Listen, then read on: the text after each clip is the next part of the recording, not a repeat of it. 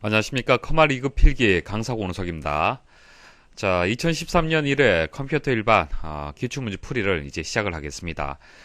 기출풀이 강의를 이제 들으실 때 모르는 문제들은 좀 이해가 안 되는 문제들은 체크해 두시고요. 그냥 지나가십시오. 한 문제 한 문제 완벽하게 학습을 하실 필요는 없습니다. 이해가 안 되는 문제들은 또 다음에 또 풀이가 될 겁니다. 그래서 모든 강의를 다 들으시고 다시 한번 보시면은 그때 또 이해가 될 겁니다. 그래서 너무 문제 풀이에 대해서 스트레스는 받지 마시고요. 그냥 쭉 들어주신다고 그렇게 생각을 하시면 됩니다.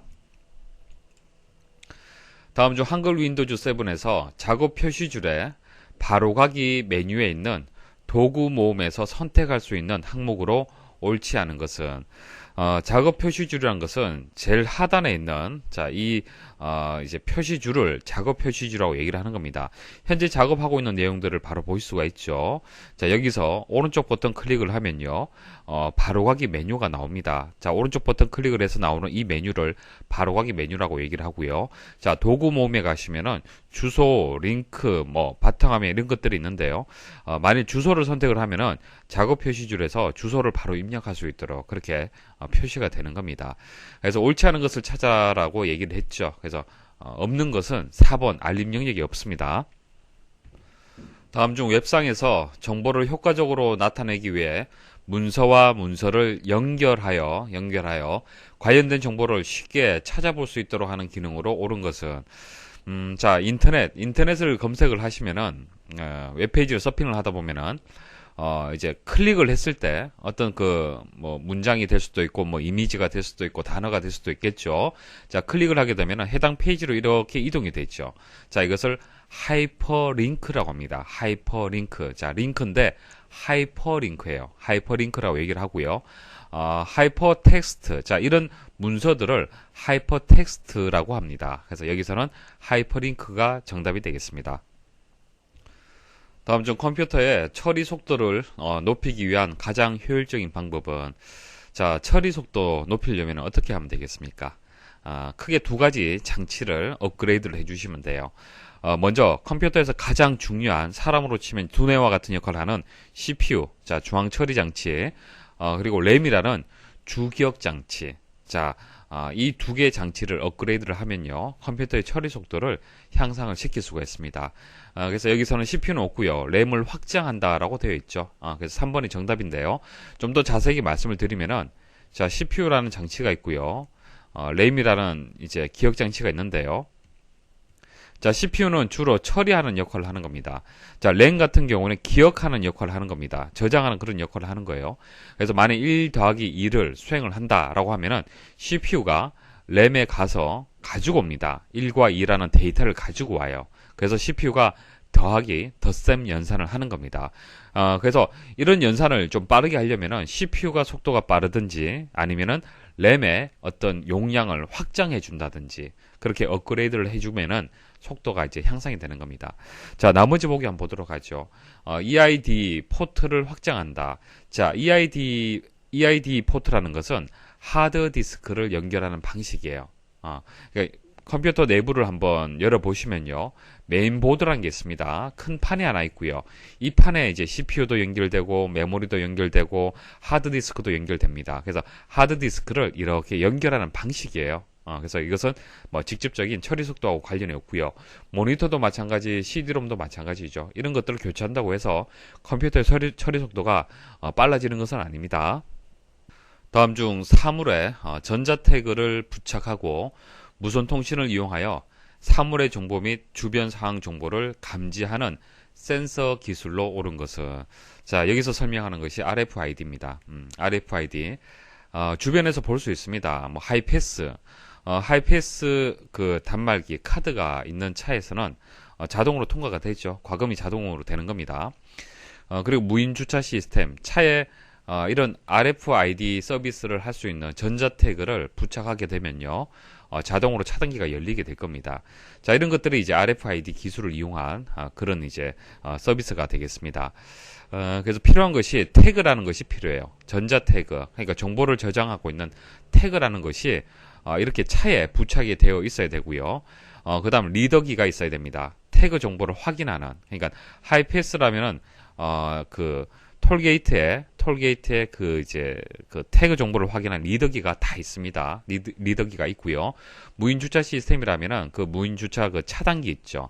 차단기에 그 리더기가 다 있습니다. 그래서 태그를 읽어 드리는 거예요. 이해하시겠죠? 구조를. 그래서 네트워크, 자, 이렇게 세 가지가 또 기본 구성이 됩니다.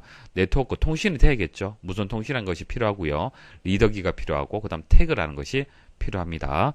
자, 바코드하고 비슷해요. 바코드하고 비슷한데, 바코드는 훼손이 쉽다라는 단점이 있고, 그리고 많은 정보를 저장하기 어렵죠. RFID는 그것을 개선했다라고 보시면 되겠습니다. 정답이 이제 4번이 되는데, 나머지도 간단하게 한번 보도록 하겠습니다. 자, 텔레매틱스. 자, 텔레매틱스는요, 텔레커뮤니케이션 하고요. 자, 통신하고요. 인포매틱스, 정보하고 합친 합성어입니다. 그래서 텔레매틱스는요, 자동차 운전자가 무선 네트워크로 차량을 원격 진단하고 무선 모뎀을 장착한 액정 단말기를 통해 자, 결과적으로 자동차 안에서 실시간 교통 상황이라든지 뭐 증권 정보라든지 금융 거래라든지 뭐 이런 각종 정보들을 이제 서비스를 받을 수 있는 통합 서비스를 얘기를 하는 거예요. 자, DMB는 여러분 잘 아시죠? 스마트폰에 뭐 대부분 DMB 기능이 다 있습니다. 뭐 손안의 TV다. 자, 그렇게 부르죠. 자, WCDMA. 자, WCDMA는요. 우리 저 스마트폰에 그 휴대폰에서 3G 기술이 있죠. 3세대 이동통신 기술. 자, 휴대전화 따위를 포함한 이동통신 무선 접속 규격을 얘기를 하는 겁니다. 3세대 이동통신 기술 WCDMA. 자, 이 기술이 있다는 거 기억을 하시면 되겠습니다. 다음 주 한글 윈도우즈 7을 부팅하는 과정에서 컴퓨터의 자기 진단과 주변 기기 등의 점검을 먼저 실시하는 기능을 하는 프로그램으로 옳은 것은 자, 프로그램을 이제 찾는 문제인데요. 바이오스라는 프로그램이 하는 역할이 되겠습니다. 자, 바이오스는요. 컴퓨터의 기본 입출력 장치나 메모리 등 하드웨어 작동에 필요한 명령어들을 모아놓은 프로그램이에요.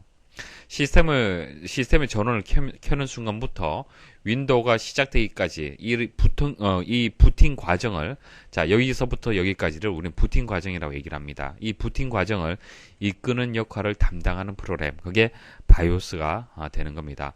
그러니까 여러분도 이제 그 전원 버튼을 이제 누르게 되면은 조금 기다리시면은 까만 화면에 텍스트가 쭉 지나가죠. 그리고 있다가 윈도우즈가 이제 부팅이 될 겁니다. 자, 이 과정이 뭐냐면은, 자, 윈도우즈라는 이 프로그램이 실행되기 전 컴퓨터 내부적으로 문제가 있는지 없는지 점검을 하는 거예요. 그래서 컴퓨터에 자기 진단하고, 그리고 뭐 사운드 카드, 그래픽 카드, 모니터, 키보드, 마우스 이런 것들이 제대로 연결이 되어 있는지 점검을 하는 겁니다. 이상이 없으면은 윈도우즈가 이제 부팅이 되는 겁니다. 이해하시겠습니까? 자, 그럼 이 일을 하는 어떤 프로그램이 있겠죠. 그 프로그램이 바이오스라는 프로그램이 있다는 얘기입니다. 자, 그리고 또 하나, 자, 이 과정들을 우리는 이제 포스트라고 합니다. 포스트, 파워 온 셀프 테스트, 자가 점검. 자, 자가 점검 하는 것을 포스트라고 합니다. 자, 용어도 하나 기억을 하시고요. 자, 이 포스트를 하는 주체가 바이오스라는 프로그램이 있다는 얘기입니다. 다음 중 인터넷을 이용한 전자우편에 관한 설명으로 옳지 않은 것은 자, 이메일 지금 설명을 하는 겁니다. 자, 전자우편에 관한 설명으로 옳지 않은 것은 자, 일단 전자우편에 대한 프로토콜을 몇 가지 좀 알고 있어야만 문제를 푸실 수가 있습니다. 자, 프로토콜이란 것은요, 이제 약속, 뭐 규약 이런 것들을 프로토콜이라고 얘기를 합니다. 자, 여러분들하고 저하고 프로토콜이 맞아야만 통신할 수 있어요. 그러니까 여러분들이 쓰는 언어하고 제가 쓰는 언어가 같아야만 이제 통신이 되겠죠. 마찬가지입니다. 이제 A라는 컴퓨터, B라는 컴퓨터가 서로 연결이 되어서 통신을 하려면은 그때 프로토콜이 맞아야 되는 거예요.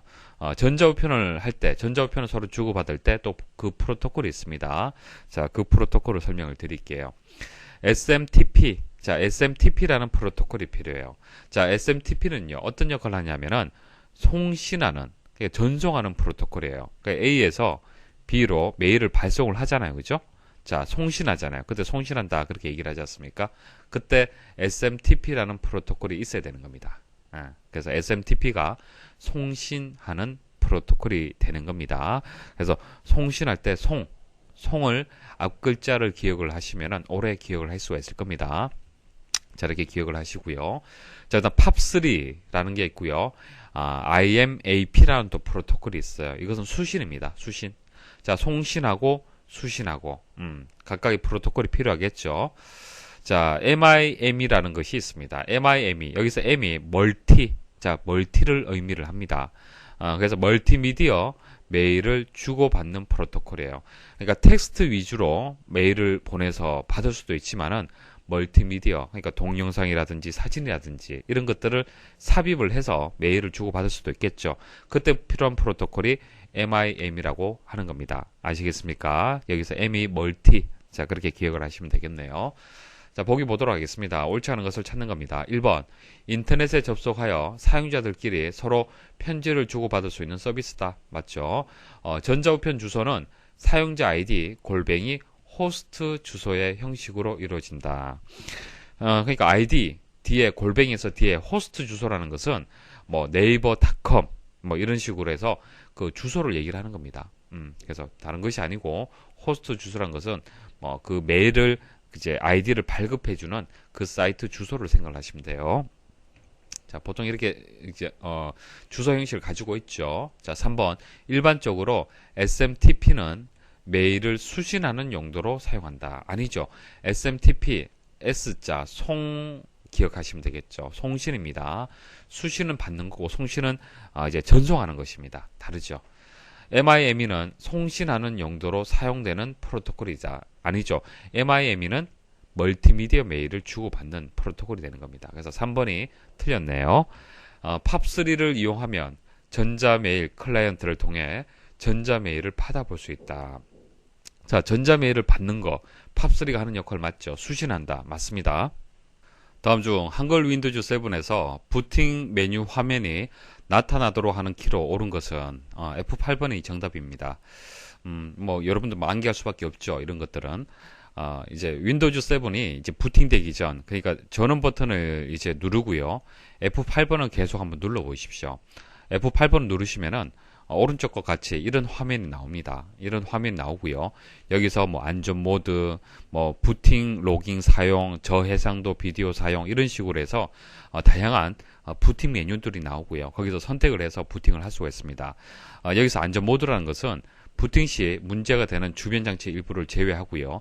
최소 설정으로 시스템을 시작하도록 하는 것을 말하는 겁니다.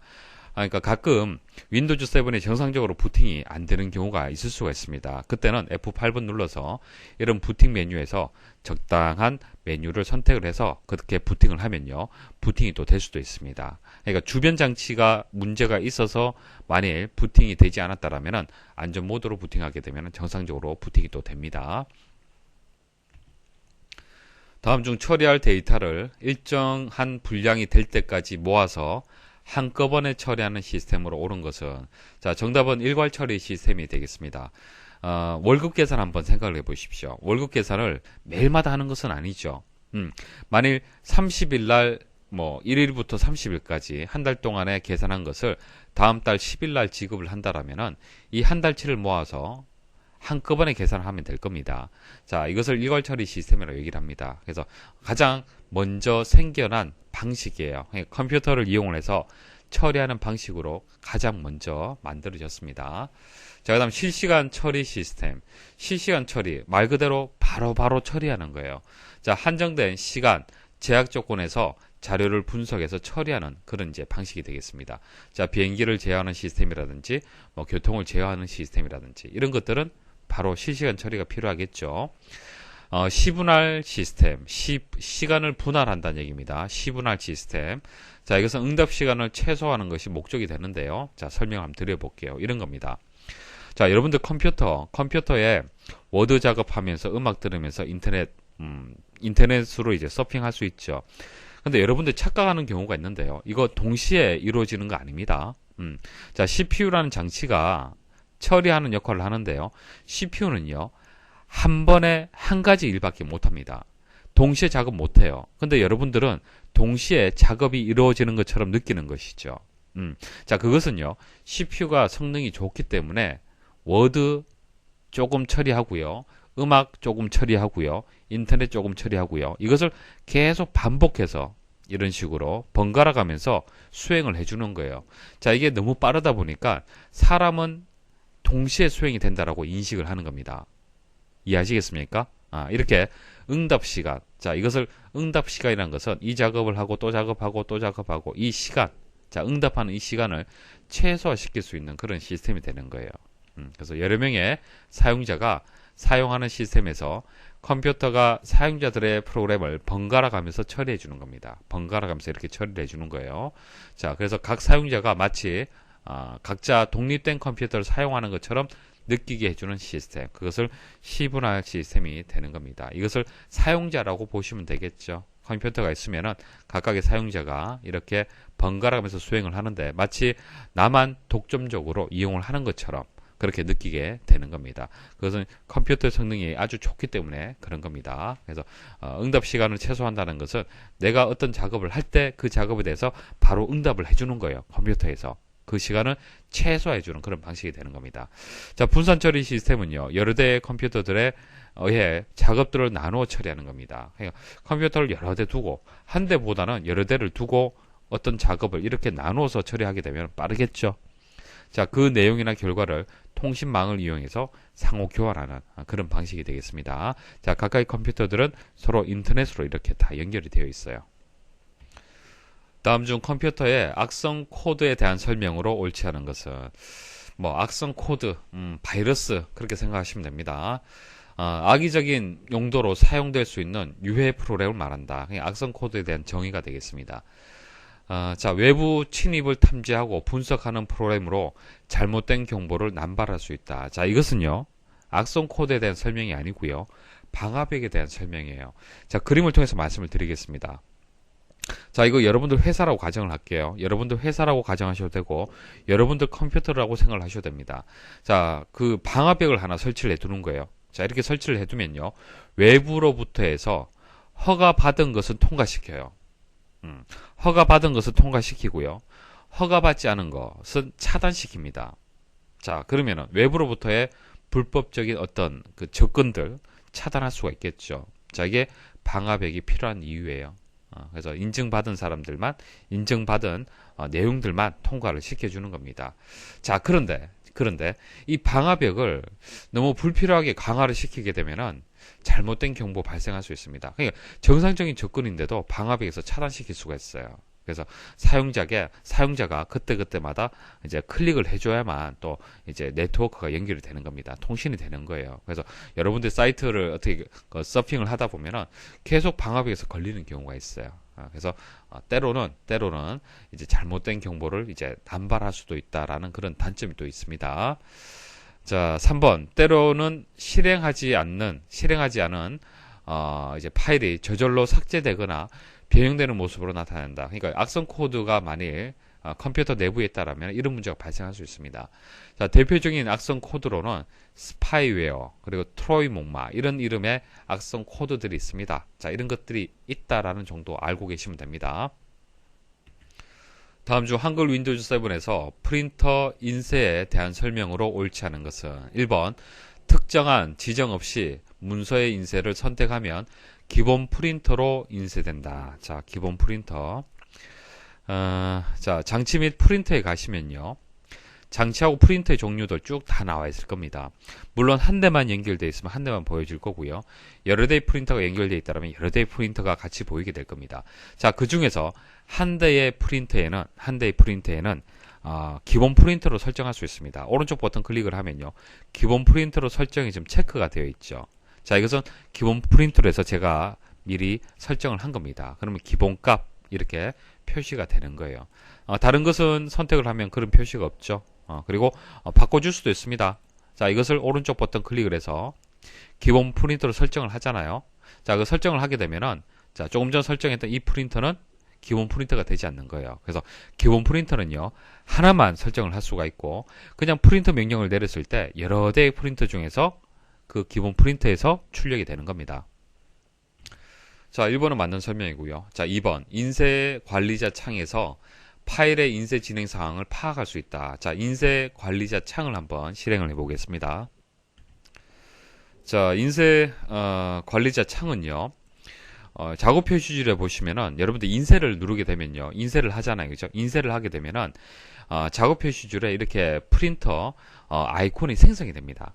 자, 이 아이콘을 더블 클릭을 하면요. 자, 이와 같이 인쇄 관리자 창이 보여지게 됩니다.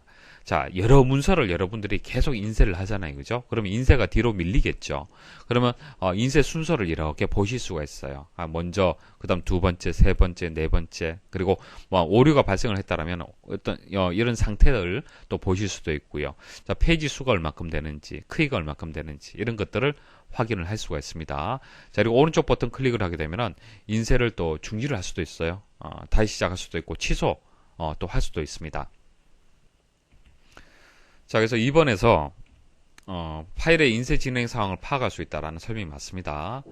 자, 인쇄 관리자 창에서 인쇄 대기 중인 문서를 편집할 수 있다. 이건 아닙니다.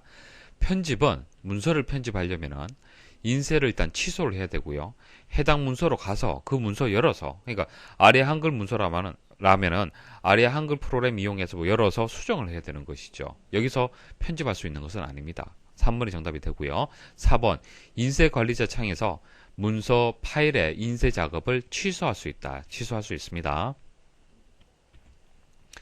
다음 중 컴퓨터의 주황 처리 장치. 주황 처리 장치는 CPU입니다. 두뇌와 같은 역할하는 장치죠. 한 번의 연산 처리에서 사용되는 데이터의 단위를 나타내는 것으로 옳은 것은, 자, 보기에 나와 있는 거 설명드리겠습니다.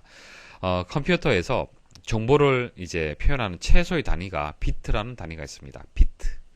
자, 1비트는요, 컴퓨터는 이진수를 이용하기 때문에 하나의 공간이 있다라면 이걸 1비트라고 봤을 때 여기에 0 아니면은 1값을 저장할 수 있습니다. 그래서 표현할 수 있는 정보의 개수가 2개예요. 0 아니면 1이 됩니다.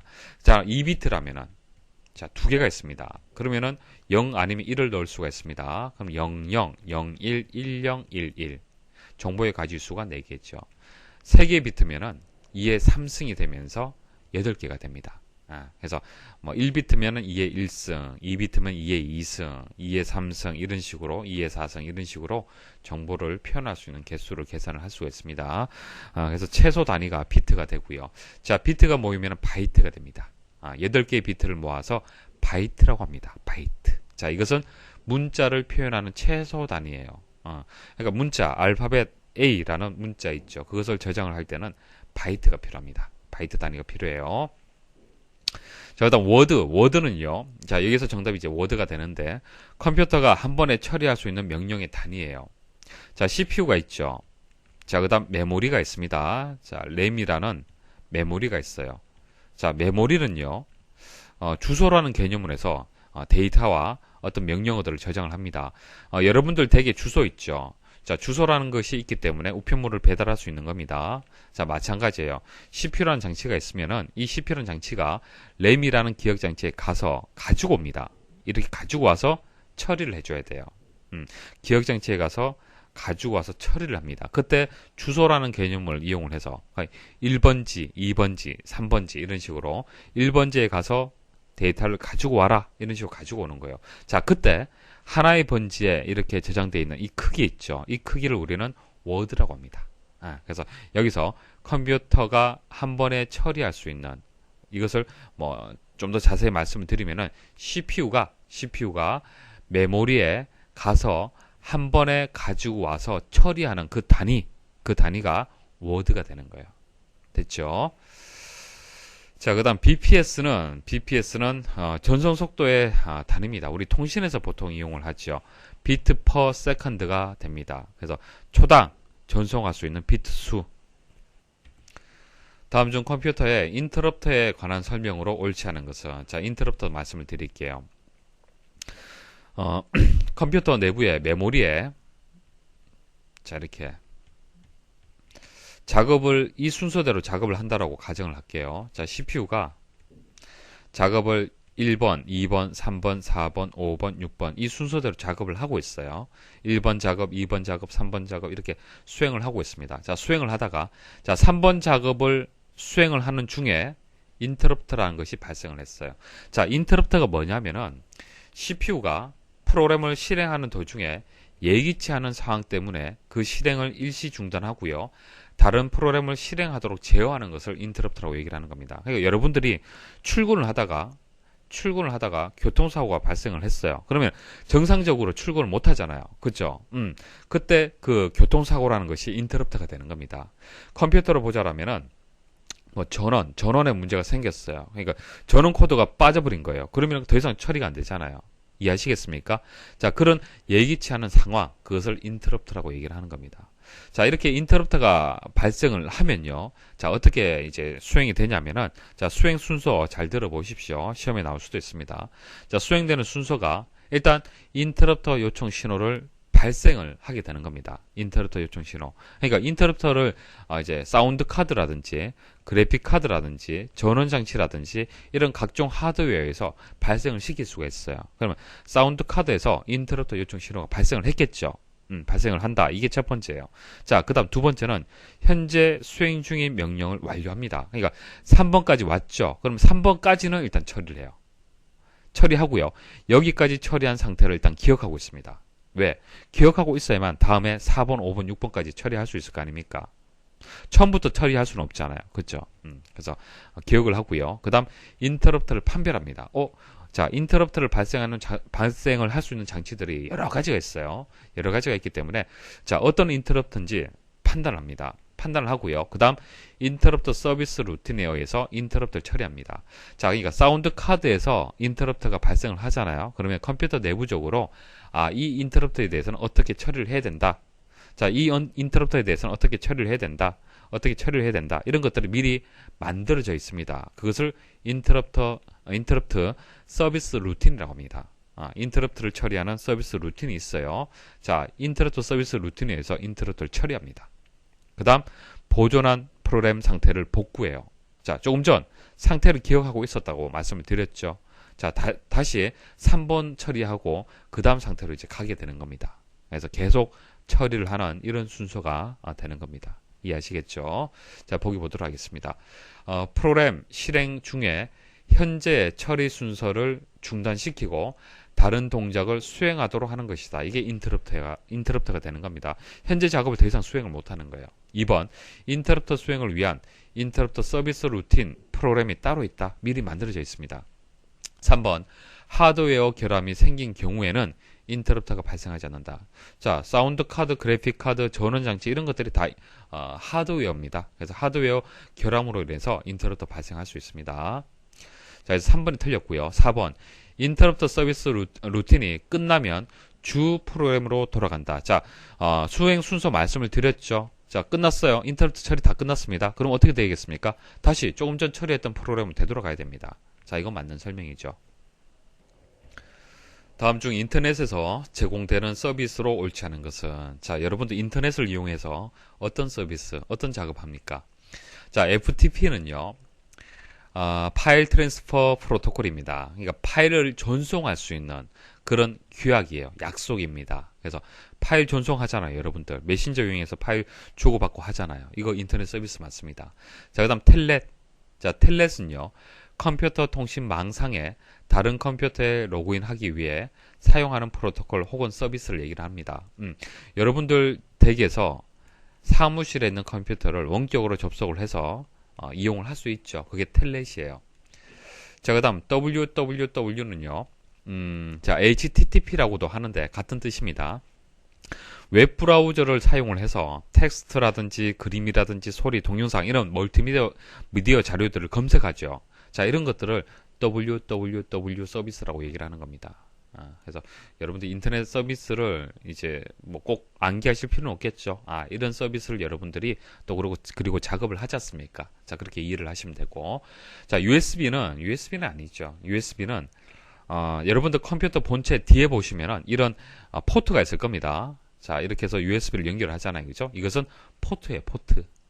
주변 장치를 연결하기 위한 뭐 카메라라든지 뭐 이런 뭐 여러 가지 장치들 있죠. 프린터라든지 이런 것들을 연결할 때 사용하는 포트가 됩니다. 다음 중 한글 윈도우즈 7의 개인 설정 창에서 설정할 수 있는 기능으로 옳지 않은 것은, 자, 보도록 하죠. 자, 제어판에 가시면요, 개인 설정이라는 게 있습니다. 자, 개인 설정 클릭을 하면요, 이제 뭐 이런 시각 효과라든지 소리 이런 것을 설정을 할 수가 있어요. 자, 그런데 보기에서 잘못된 것이 사용자 계정이 잘못되었습니다.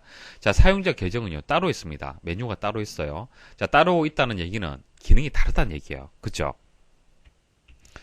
자, 제어판에서 개인 설정은요, 바탕화면의 배경 그림이라든지 창의 색이라든지 소리, 화면 보기, 바탕화면 아이콘, 마우스 포인트의 모양, 뭐 계정의 사진. 자, 계정이라는 것은 하나의 컴퓨터를 가지고요, 여러 사람이 이용을 할 때 아이디와 같은 거 생각을 하시면 됩니다. 아이디가 다 다르면은 다른 환경에서 컴퓨터 이용할 수 있죠. 그게 윈도우즈 7에서 지원해 줍니다. 자, 그것은 제어판에서 사용자 계정에 가면은 설정을 할 수 있어요. 그래서 여러 사용자가 한 대의 컴퓨터를 공유하는 경우 각 사용자마다 바탕화면이라든지 시작 메뉴, 즐겨찾기 등 윈도우 설정을 서로 다르게 지정해서 사용하는 기능을 사용자 계정이라고 합니다. 그래서 여기서 4번이 정답이 되겠습니다. 다음 중 멀티미디어가 발전할 수 있었던 기술에 관한 설명으로 옳지 않은 것은 멀티미디어가 뭐죠? 멀티미디어는요, 음성, 문자, 그림, 동영상 등 이런 것들을 다 혼합한 매체를 멀티미디어라고 얘기를 하는 겁니다. 쉽게 뭐 동영상 생각하시면 되겠죠. 자, 저장 장치의 기술 발전으로 대량의 멀티미디어 데이터를 저장할 수 있다. 자, 일단 멀티미디어 데이터라는 것은요, 일단 용량이 큽니다. 동영상은 용량 크잖아요, 그죠? 그래서 그것을 저장할 수 있는 저장 장치의 기술 발전도 멀티미디어가 발전할 수 있는 기술 중에 한 가지다. 그렇게 기억하시면 됩니다. 자, 2번 멀티미디어 데이터의 아날로그화 기술을 통하여 처리 속도를 향상시킬 수 있다. 이거 아니죠. 아날로그 아니죠. 디지털입니다. 컴퓨터 내부적으로 처리되는 것은 모두 디지털이에요. 그래서 이런 멀티미디어가 발전될 수 있었던 것은 컴퓨터 때문인데 컴퓨터는 디지털 기술입니다. 그래서 아날로그가 아니고 디지털이다. 그렇게 기억을 하시고요. 자, 3번 압축 기술의 발전으로 대량의 멀티미디어 데이터를 효율적으로 저장할 수 있다. 10기가짜리 그 동영상을 압축하게 되면 5기가로 줄일 수가 있습니다. 자, 이런 압축 기술 중요하겠죠. 4번 인터넷 기술의 발전으로 대용량의 멀티미디어 정보를 통신망을 통해서 전송할 수 있다. 하나의 컴퓨터에서만 이용하는 것이 아니라 서로 통신할 수 있죠. 그래서 더 발전했다고 볼 수 있습니다. 자, 2번이 정답이 되겠습니다. 다음 중 인터넷상에 존재하는 각종 자원들의 위치를 같은 형식으로 나타내기 위한 표준 주소 체계를 뜻하는 용어로 옳은 것은 URL 다들 들어보셨죠? URL 이런 겁니다. http://www.기사퍼스트.com 이거 주소 체계 표준화되어 있죠. 이것을 URL이라고 하는 겁니다. 자, 나머지 용어 한번 보도록 하겠습니다. DNS. 자, DNS는요, 도메인 네임 시스템. IP 주소하고요, 도메인 네임 간에 이제 변환을 제공해주는 시스템이 되는 겁니다. 자, 보세요. 사실 컴퓨터가 이해하는 방식은요, IP 주소 형태입니다. IP 주소. 그러니까 여러분들 컴퓨터에 다 IP 주소가 부여가 되어 있습니다. 주소라는 개념이 있기 때문에 여러분들 인터넷 이용할 수가 있는 거예요. 여러분들 댁에 주소가 있기 때문에 우편물 배달할 수 있잖아요. 그죠? 마찬가지입니다. 인터넷을 하려면은 주소가 있어야 되는데 그것을 우리는 IP 주소로 합니다. 자, 그 IP 주소가요, 원래는 숫자로 되어 있습니다.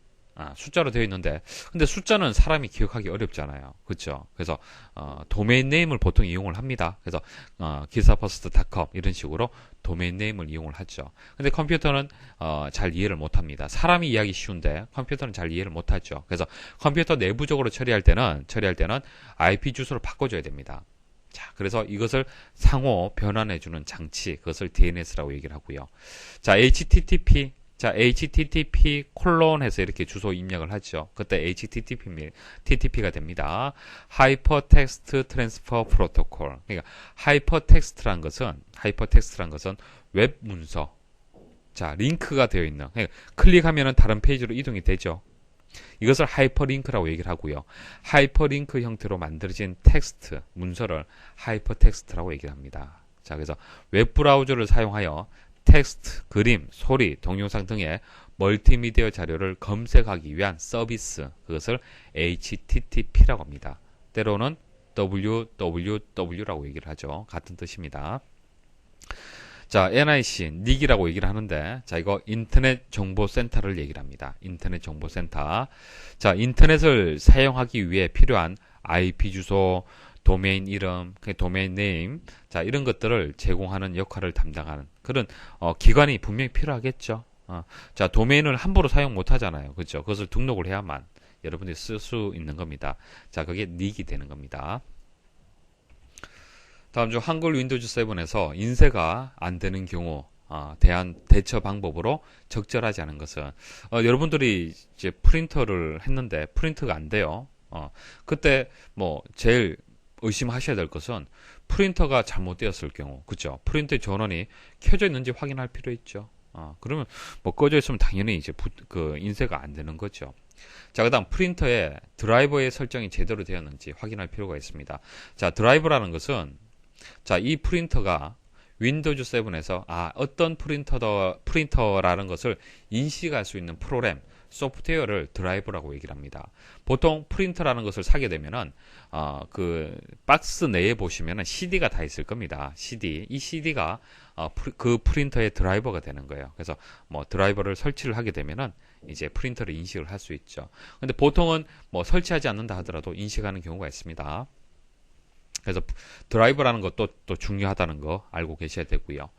자, 그다음 프린터에 인쇄 일시 중지 옵션이 지정되어 있는지 확인한다. 그러니까 프린터에 인쇄 일시 중지를 시킬 수가 있어요. 자, 일시 중지가 선택되어 있는지 또 확인할 필요가 있는 겁니다. 일시 중지가 되어 있다라면은 인쇄가 당연히 안 되겠죠. 자, 그다음 프린터에 프린터 속성에서 스풀 기능에 관련된 설정 사항을 확인한다. 자, 보세요. 장치 및 프린터에 가게 되면은 자, 프린터에 오른쪽 버튼 클릭을 하면요.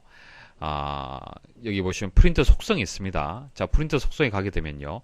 고급 탭에 가시면은 여기 이제 스풀을 설정하는 내용이 있습니다. 스풀을 설정하는 내용이 있는데요. 자, 스풀 기능은 이런 겁니다. 자, CPU가 자, 프린터를 하잖아요. 그죠? 프린터를 합니다. 자, 프린터가 있으면 프린터를 합니다. 근데 CPU는요. 한 번에 한 가지 작업밖에 못 해요. 한 번에 한 가지 작업밖에 못 합니다. 만일 100장의 페이지를 프린트를 하잖아요. 그죠? 자, 그럼 CPU는 이 100장의 그 내용을 출력할 때까지 다른 작업을 못 해요. 자, CPU는요, 고속의 장치로서 다른 일도 하기 바쁩니다. 그죠? 고가의 장비죠. 이 장비를 프린터 10장 때문에, 프린터를 100장 하는 이 작업 때문에 다른 일을 못해서는 안 되겠죠. 자, 그래서 어떻게 하냐면은, 다른 이제 하드디스크에다가, 자, 여러분들 가지고 있는 하드디스크 있죠. 이 하드디스크에다가 가상으로 100장을 미리 출력을 해버리는 거예요. 프린터에 출력을 하면 시간이 많이 걸리잖아요. 그렇죠? 프린터는 이제 실제 출력을 하려면 시간이 많이 걸립니다. 그래서 이 100장을 프린터에 하는 것이 아니라 하드디스크에 일정한 공간, 스풀이라는 공간을 하나 만들어서 하드디스크에 스풀이라는 공간을 만들어서 여기에다가 100장을 빠르게 출력을 해버려요. 그게 스풀의 개념이 되는 겁니다. 그래서 스풀을 할 수도 있고 스풀을 하지 않을 수도 있습니다. 그건 사람이 이제 선택을 하시면 돼요. 사용자가. 자, 그래서 컴퓨터 내부 장치에 비해 상대적으로 처리 속도가 느린 프린터 작업을 효율적으로 처리하기 위하여 사용하는 기능입니다. 이것은 인쇄가 된다 안 된다. 그냥 인쇄 여부하고는 상관이 없어요. 둘 다 인쇄가 다 됩니다. 스풀 기능을 사용하지 않아도 인쇄가 되고요. 사용해서 해도 인쇄가 됩니다. 자, 이렇게 스풀 기능을 이용하게 되면 CPU가 다른 작업을 또 할 수가 있다는 그런 이점이 있다는 얘기입니다. 그래서 2번이 정답이 되겠습니다. 다음 중 컴퓨터의 시스템 클럭 속도를 나타낼 때 사용하는 단위로 옳은 것은 자, 클럭이라는 얘기가 나오는데 먼저 설명을 드리겠습니다. 자, 클럭 주파수, 클럭 그렇게 부르는데요. CPU가 작동하기 위해서는 일정한 간격으로 정기적 진동을 공급받아야 됩니다. 사람의 이제 심장 이제 박동 원리하고 같은 거예요. 심장이 주기적으로 이제 박동 이제 움직여줘야만, 그죠? 뛰어줘야만 사람이 살 수가 있잖아요. 움직일 수가 있는 겁니다. 마찬가지입니다. 이런 정기적인 진동을 공급받아야만 CPU가 어떤 작업을 할 수가 있는 거예요. 그것을 클럭 주파수라고 하는 겁니다. 자, 이 클럭 주파수가 1초에 만일 한 번 작동을 하잖아요. 그것을 우리는 1Hz라고 합니다. 1Hz. 자, 그럼 200MHz는 어떻게 될까요? 200MHz. 자, 여러분들 이제 CPU를 하나 구매를 했는데, 컴퓨터를 하나 구매했는데, 그 사양을 보니까 CPU가 200MHz라고 적혀 있었습니다. 이게 무슨 뜻일까요? 이런 겁니다. 보세요. 일단 헤르츠라는 단위는요. 이 헤르츠라는 단위는요. 1초에 한 번입니다. 1초에 한 번. 한 번 클럭 펄스가 발생을 하면요. 클럭이 발생을 하면요. 1헤르츠가 되는 겁니다. 만일 킬로헤르츠가 되잖아요. 자, 킬로헤르츠는요. 1초에 1000번. 자, 빨라지겠죠. 1초에 1000번 클럭 주파수가 발생을 하는 거예요. 자, 메가헤르츠는 어떻게 되겠습니까? 자, 1000에서 곱하기 또 1000을 해주면 됩니다.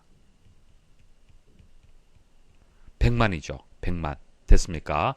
자, 여기에다가 200메가헤르츠라고 얘기를 했기 때문에 곱하기 200을 해줍니다. 자, 그러면은 2억 번이 되는 거예요. 1초에 2억 번. 자, 1초에 2억 번의 클럭 주파수가 발생하는 CPU가 된다는 얘기입니다. 그 정도로 처리하는 이제 그 어떤 처리 능력을 가지고 있는 CPU가 되는 거예요.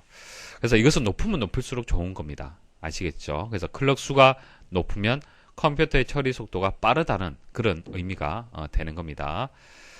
자, 그래서 여기서는 이제 그 메가헤르츠가 있네요. 뭐 헤르츠도 맞고 메가헤르츠도 맞고 킬로헤르츠도 다 맞습니다. 자, 3번이 정답이 되겠습니다.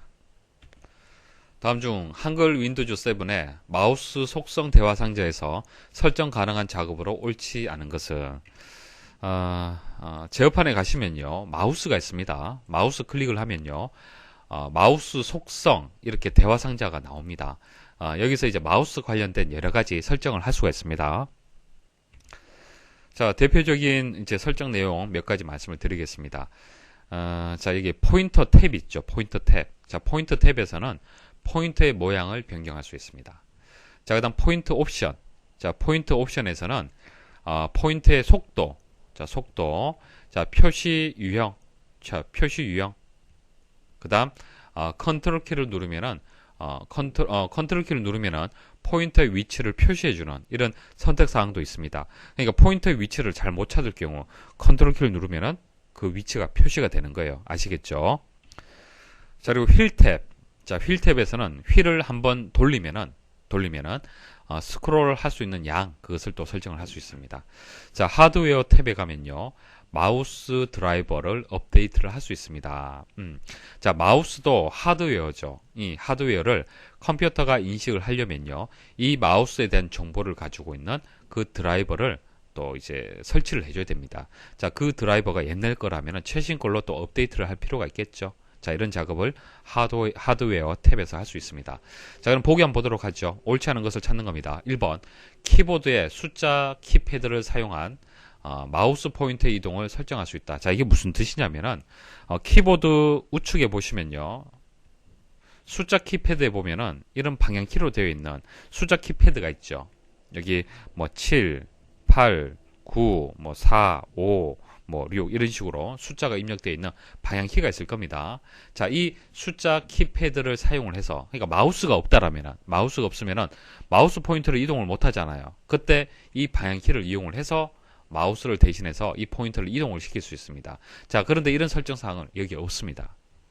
자, 2번 마우스 드라이버를 업데이트 할 수 있다. 맞죠? 마우스의 휠을 한번 돌렸을 때 스크롤 할 양 맞습니다. 자, 컨트롤 키를 누르면 포인터 위치가 표시되도록 맞습니다. 1번이 정답이네요. 다음 중 컴퓨터에서 사용하는 일반 하드디스크에 비해서 속도가 빠르고 기계적 지연이나 에러의 확률 그리고 발열 소음이 적으며 소형화, 경량화 할 수 있는 하드디스크 대체 저장 장치로 옳은 것은 자, SSD가 정답입니다. 요즘 나오는 노트북 있죠. 과거에는 그러지 않았는데 요즘 나오는 노트북이 상당히 얇고 가볍습니다. 근데 하드디스크는 여러분들 컴퓨터 데스크탑 같은 경우에는 하드디스크를 이용을 합니다. 이 하드디스크는 이제 좀 큽니다. 두께가 있고요. 그리고 무거워요. 그 하드디스크 내에 이렇게 디스크가 있습니다. 디스크를 물리적으로 회전을 시켜서 읽어드리는 방식이 되기 때문에 일단 그 무겁고 두껍습니다. 근데 이제 노트북 같은 경우에는 얇잖아요, 그죠? 그 얇은 노트북에 이 하드디스크를 넣을 수는 없는 거예요. 그래서 사용하는 것이 SSD라는 것을 사용합니다. SSD. 자, 이 SSD는요 작동하는 방식이 다릅니다. 자, 하드디스크는요 자기 디스크를 이용하는 방식이에요. 자기 디스크를 이용하는 방식입니다. 이 디스크를 회전해서 읽어드리는 방식인데 SSD는요 반도체를 이용합니다. 반도체를 이용을 해서 데이터를 저장을 합니다. 그래서 좀 고가고요. 고가고 그리고 속도가 빨라요. 그런 이점이 있습니다. 그래서 이 SSD는요 자기 디스크는 용량이 좀 커요. 가격이 저렴하기 때문에. 근데 SSD는 이제 고가입니다. 그래서 용량을 무한대로 좀 늘리기에는 좀 부담되는 그런 이제 장치가 되겠습니다. 자, 그래서 정답은 이제 3번이 정답이 되겠습니다. 자, 여기까지 해서 기출문제 풀이 마치도록 하겠습니다. 수고하셨습니다.